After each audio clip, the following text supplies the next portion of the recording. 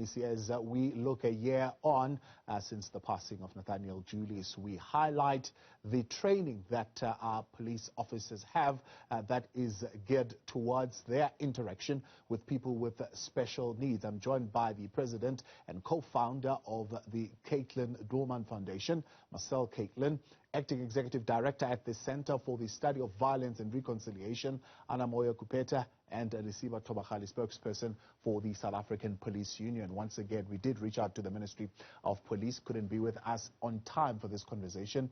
We will, of course, extend that conversation to them as well. Do let us know what your views are tonight on WhatsApp, 072-110-5584. Good evening to you all, and thank you very much for your time tonight here on In Focus. Annah Moyo, if you look at the global prevalence of disability, it's estimated to be about 15%, maybe slightly more in 2021. My figures are reflecting something a little bit earlier on. But I want to ask, what percentage of our police encounters are with persons with special needs?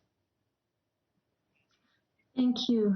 Indeed, that's an important question. And it's important to point out, even in beginning to answer that question, that the possibility of persons living with disability interacting with the police is quite high, either as victims or as witnesses of a crime, sometimes even as perpetrators of a crime. So that prevalence or that possibility is quite high in any of those situations. So there is really a need for sensitivity, for sensitive policing when it comes to dealing with persons with disability from the policing perspective. So there is really a need for police to begin to look at this issue, particularly a specialized training that focuses on interacting with or dealing with persons with disability. Yeah. Currently, do we have that specialized training oriented towards people with special needs? When we look at what happened to Julius, if there is such training, there are still some gaps. There is still lack of understanding and lack of sensitivity in dealing with persons with disability. So policing is still being generalized to everyone in community without taking into account the diversity of community members or the very fact that the police might encounter someone living with disability, for instance, in their discharge of policing duties in communities. So treating everyone or painting everyone in a community with the same brush, expecting or thinking that they are able-bodied, they are people without disability, that they might respond to questions or they might hear when police are calling out to them, or that they might respond in a way that an able-bodied person might respond, would be a wrong way of approaching community members because then it does not factor in any diversity of any community member that the police might interact with. I'm going to come to that in a moment. How easy is it for officers to interpret the actions of someone who is disoriented because of a disability to that being of non-compliance? But Marcelle, thanks for joining us. I keep getting your surname wrong. I think it's Daniels, I'm supposed to say. Apologies there, Marcelle. If I'm a parent with a son, a daughter, student with the autism spectrum disorder or whatever other psychological or developmental challenge, do I have a reason to be concerned about their potential encounter with police in South Africa?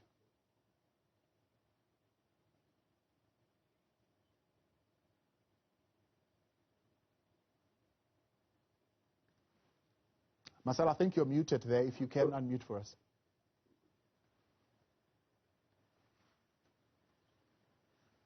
All right, some challenges there with connecting with Marcelle. Okay, we'll come back to that question in a moment. But Lesiba, let's bring you in here. The encounters that happen between police and communities and people with special needs normally happen in high-stress situation. Case in point, Nathaniel Julius and what was happening in El Dorado Park on that day. Do police have experience in dealing with that kind of situation? Thank you, Butabo. It would be appropriate for us to start by paying tribute to the loss of Nathaniel Julius. and also pass our condolences to the family. It was an unfortunate incident that occurred, and it is good to say that as a union, with Thabo, we do not condone any form of brutality. And as the training of the police is known from the college level, when one goes at an entry level, police officials are at all times trained to deal with situation appropriateness. And meaning that at times they had to ensure that whatever that they come across, they need to react, and one needs to apply their mind in accordance. And in some situations, Thabo, you find that, mistakes happened, or it becomes an unfortunate circumstance or situation that occurs, like it happened in this case. But when mistakes like that happens, one has to acknowledge them to say something like that has happened. And when we look at the broader perspective of training of the police, remember the world of work keeps changing. It evolves time and again.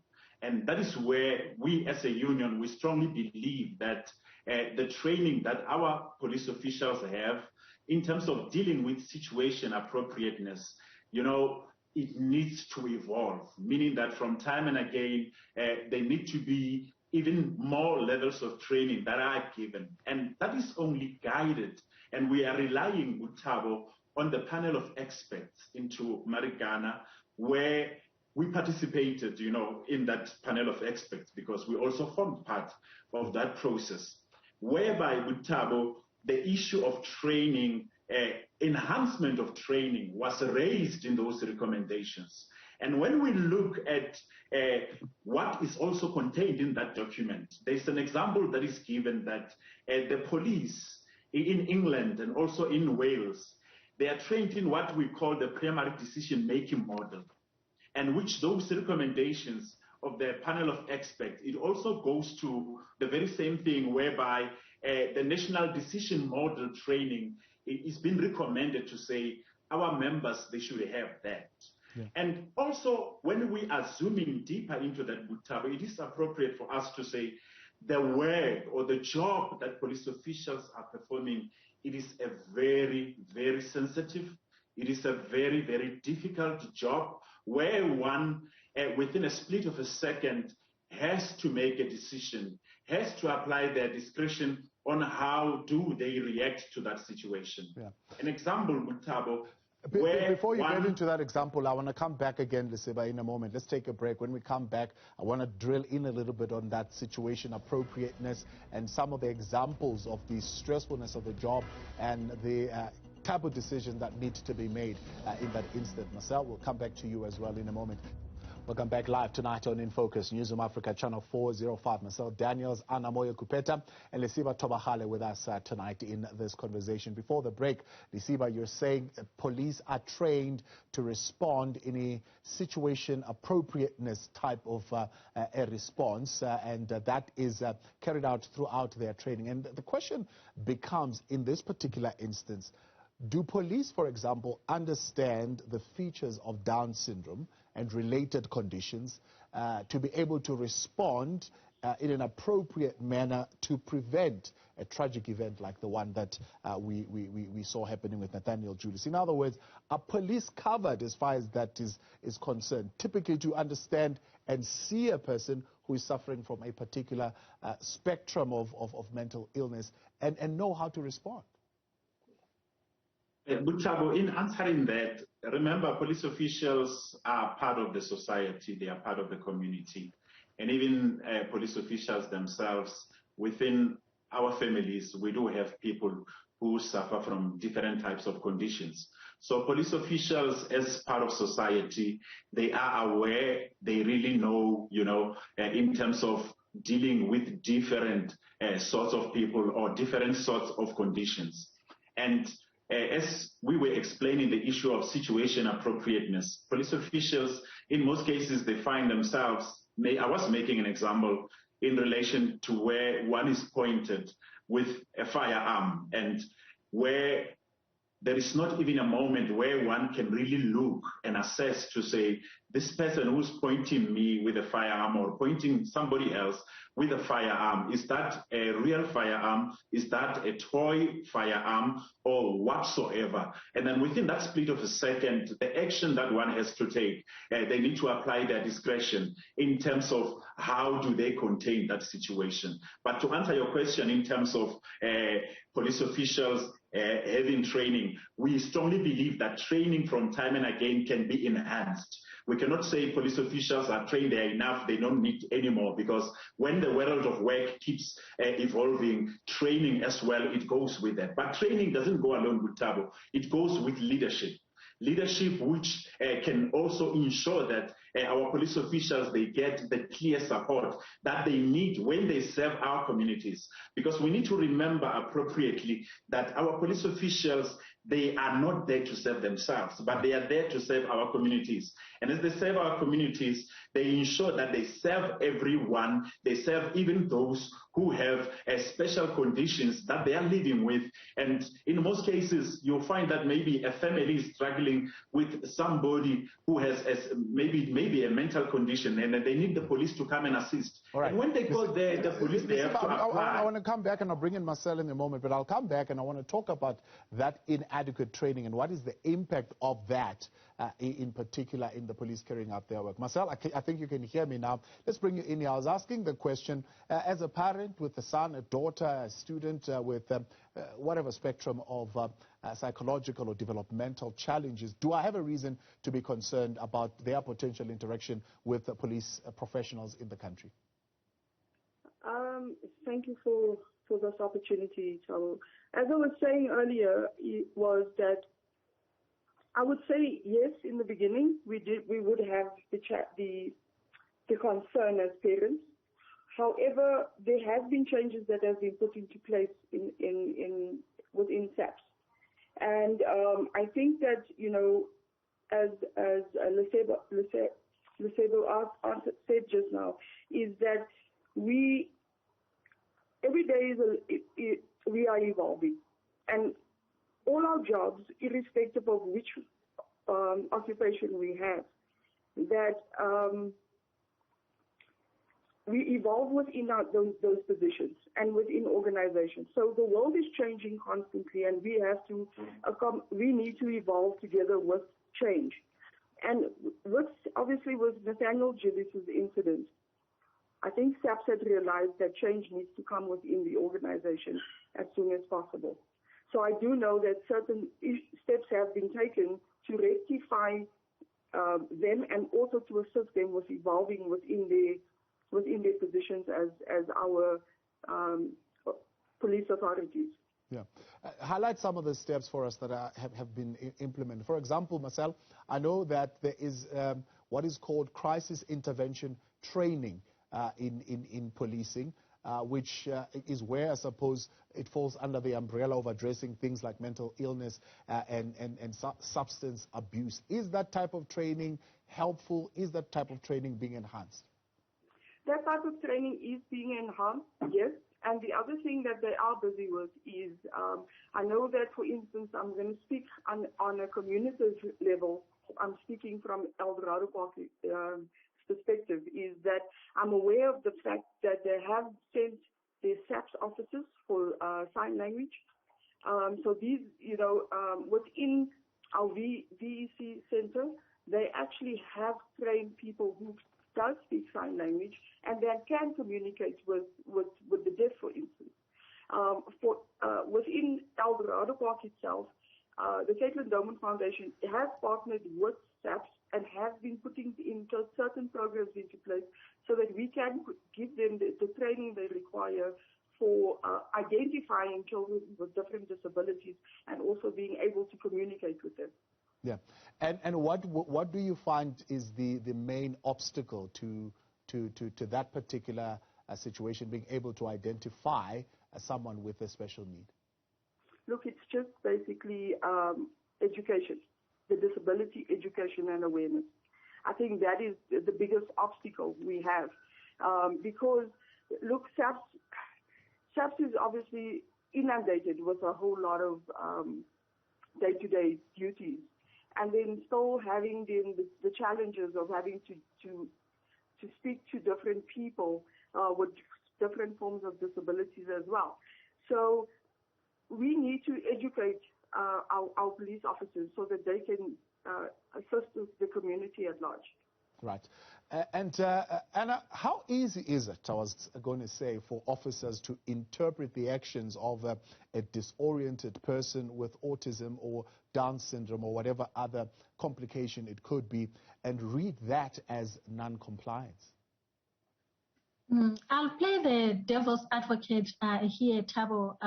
Speaking on the side of the police officers, just from their perspective, I think it's quite easy to misinterpret some of the reactions or responses of a person with disability or a person with special needs in a community setting, especially with the challenges of drug abuse that we have in communities. It is easy indeed to interpret non-responsiveness as probably, probably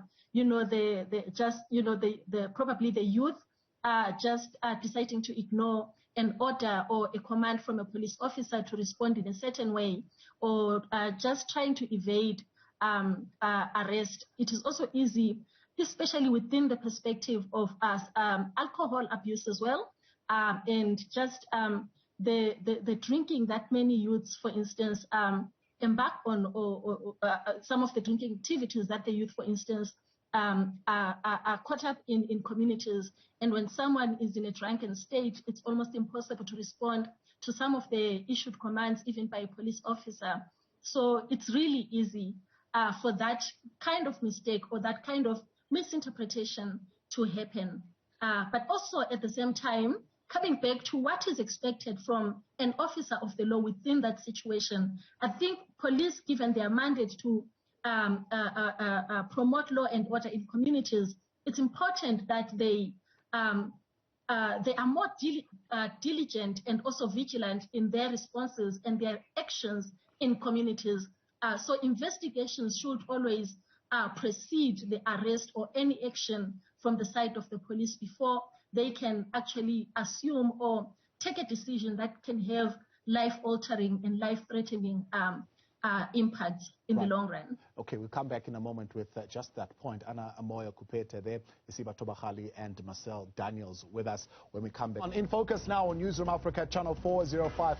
This hour we interrogate what are the barriers for entry for women in STEM, that is science, technology, engineering, and mathematics. Though women have made headway since the 1970s in their entry into the STEM industry, those strides have leveled off in recent years. We'll ask the question why, and what are the cultural, social factors and stereotypes in the workplace that prevent women from succeeding in the STEM industry.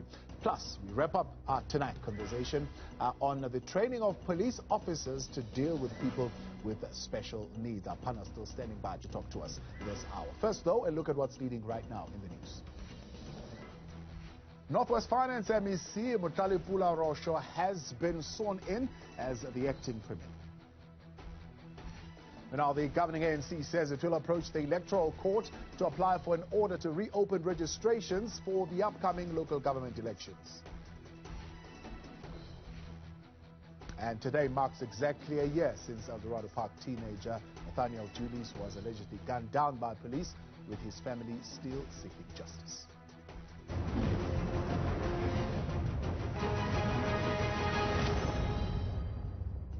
That's where we are continuing tonight, and I'm joined by the president and co-founder of the Caitlyn Douman Foundation, Marcelle Daniels, acting executive director at the Center for Violence, Study of Violence and Reconciliation, Annah Moyo, and Lesiba Thobakgale, speaking on behalf of the South African Police Union.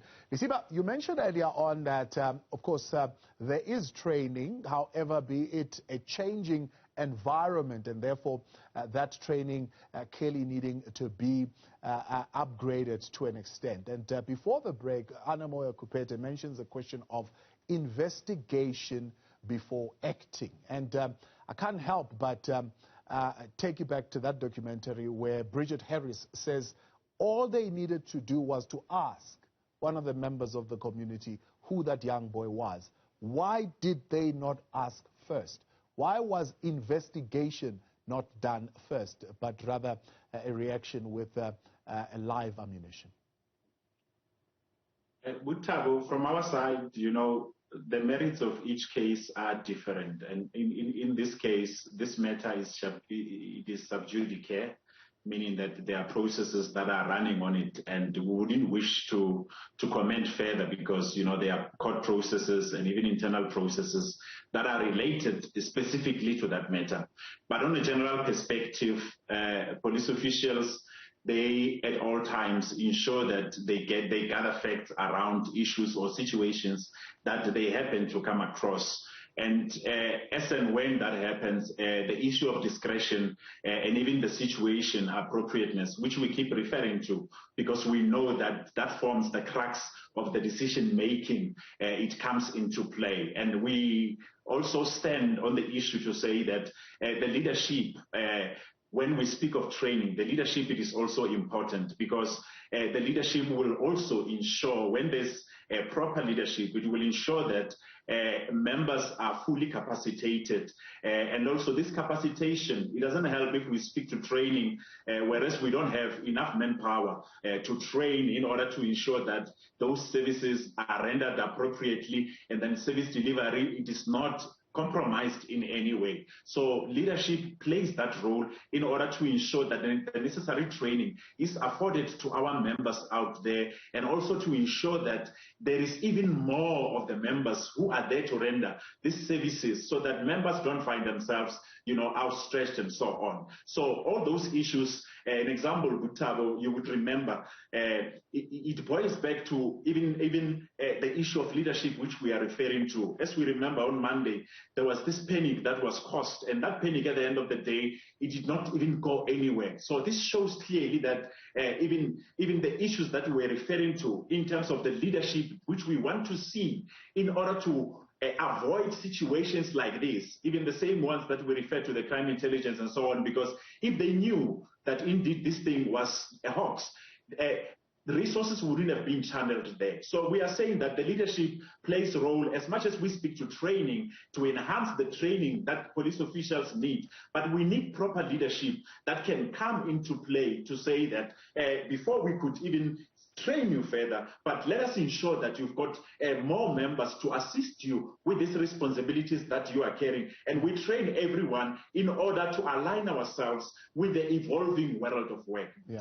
So, exactly one of the issues that you're raising there that shows a reaction that lacks understanding and proper understanding of the situation, and you're pointing that down to poor leadership. But let's talk still on the training, because that's our focus for tonight.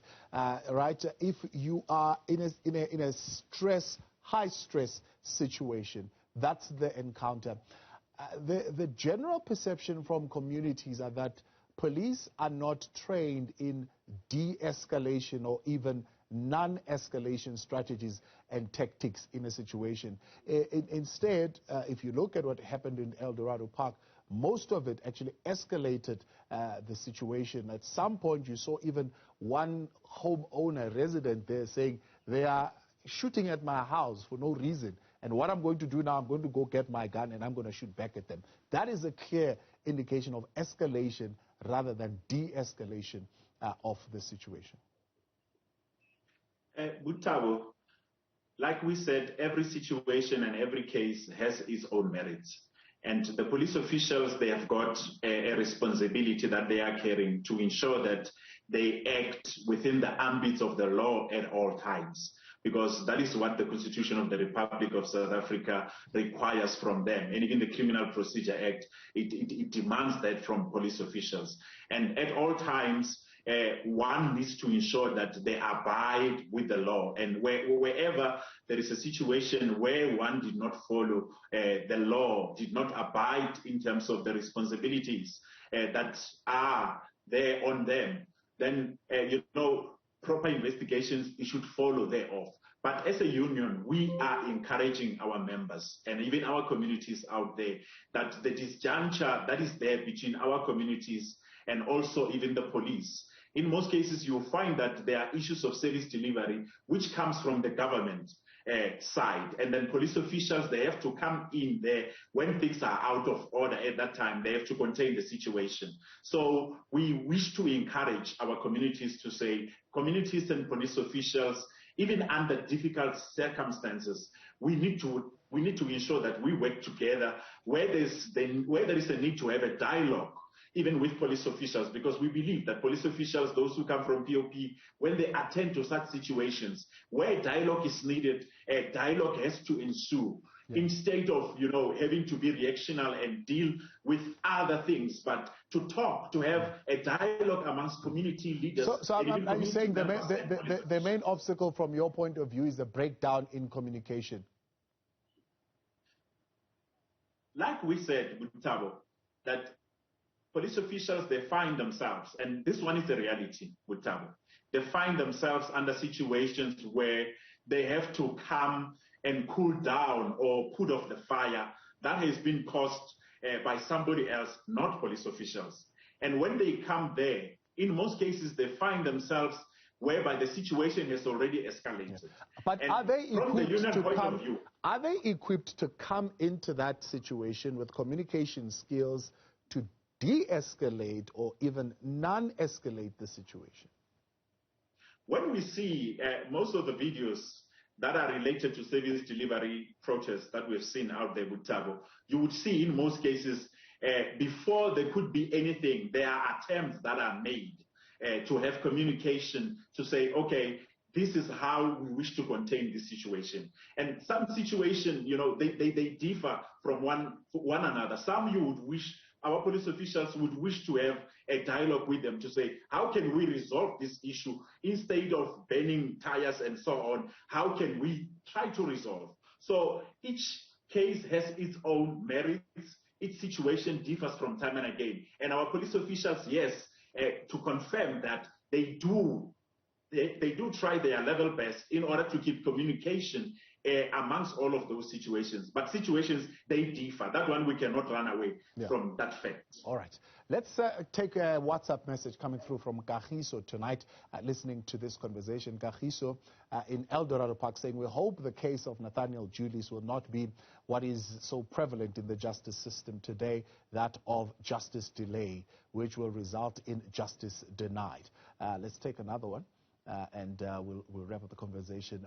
Is it Maven Muremi in Limpopo? SAP's transformation policy speaks less about us as persons with disabilities. Disability issues must start to be mainstreamed right from the top management of the SAPS by having a top cop with disabilities for better guidance purposes. Unions must also have programs and desks dealing with persons with disabilities. All right, that's Maven Muremi there in Limpopo. Tabang in Soweto saying, why is it so difficult to introduce disability courses at police training academies? I think that will also minimize the stereotyping amongst officers in treating everyone's particular case equally. Thank you very much for those messages coming through tonight. Marcelle, I want to talk to the first one raised by Kagiso. When you see unwarranted use of fire, in this particular case, even resulting in an individual losing their life. Consequence management is a big issue. And Bridget Harris complaining about delays, but also complaining about the fact that the perpetrators are given bail. Are these people being denied justice here, in your view? Look, I don't actually believe that they are being denied justice. The country has a law, and we all have the right to apply for bail. So basically, they can apply for bail, and if the court sees fit for them to get bail, there's nothing we can really do about that. The fact that there has been delays, it is disappointing, because we would like to have justice for Nathaniel. And we would like to have justice soon for him. And so you're saying that the delays are unfortunate, but is there something within our justice system, as Kagiso is raising, that denies people this justice because of the delays that many have got to suffer and go through? Look, it's a process, and the court is following the process. it is unfortunate that we as a civil society, we are just impatient on when we want our justice. The court needs to follow the process that is, and due diligence needs to follow through here as well. Yeah. So it is unfortunate, but I do believe that we will see justice for Nathaniel's killing. Right. Annah Moyo, a final word from you, 30 seconds if you can wrap it up for us. I mean, one of the issues being raised are a clear and visible representation of people with disabilities within our police service. How far are we from that? Thank you, Thabo. Indeed, we are still a long way to go in actually mainstreaming issues of disability, especially in public service in South Africa, and against the backdrop of international human rights standards that exist on the rights of persons with disability. The South African Bill of Rights enshrined in the South African Constitution, and also the calls for a human rights-based approach to policing. We cannot afford to delay or to postpone the mainstreaming of issues of disability and actually having persons with disability occupying positions in the public service, especially in policing, so that some of these issues can be addressed within the system in real life, in real terms, and also in real time as well. So the actioning then becomes more real and much more spontaneous in the way things are done, in the handling of cases, and in the approach to policing as a whole. I appreciate you all for coming through tonight, and thank you very much for your intervention.